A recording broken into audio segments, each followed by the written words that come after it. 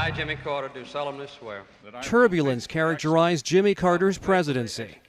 Soaring interest rates, inflation, long lines at service stations, the Iran hostage crisis. Yet for all the challenges in Washington, I have been blessed by graduating from the White House at an early age. His post-presidential career soared. For decades, a tireless peacemaker, a humanitarian, the winner of the Nobel Peace Prize.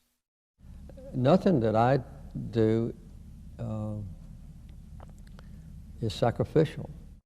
Jimmy Carter was born in Plains, Georgia.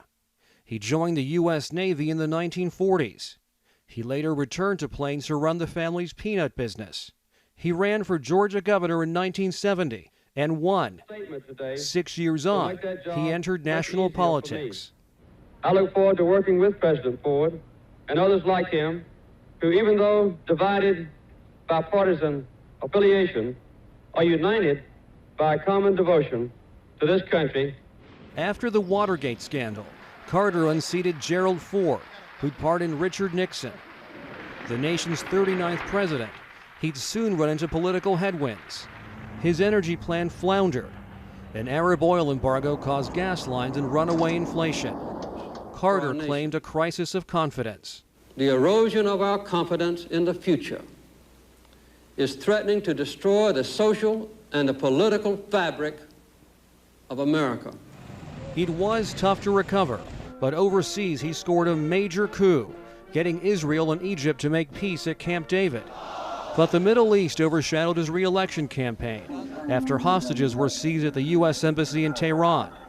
Negotiations went nowhere. A rescue mission crashed and burned in the Iranian desert.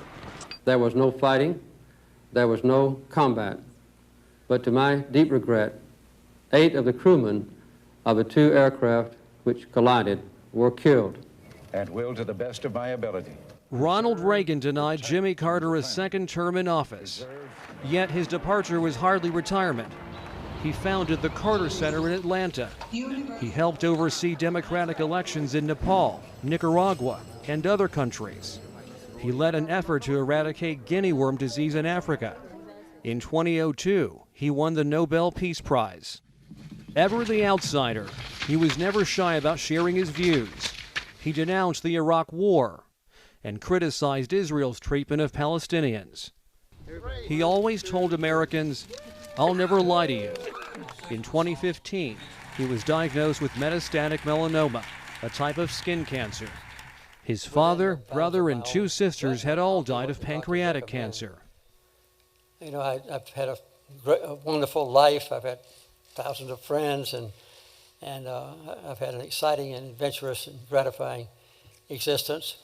Months on, When I went this week, they didn't find any cancer at all. So, remission. He stayed active. praising God is praising God for who God is. Teaching Sunday school in his hometown of Plains and helping build homes for the poor. His wife, Rosalind Carter, for more than 70 years, never far from his side. I've said many times, very truthfully, the best thing ever had happened in my life was when she said she would marry me, and did. The nation's oldest living president, Jimmy Carter leaves a legacy of peacemaking, humanitarianism, and democracy.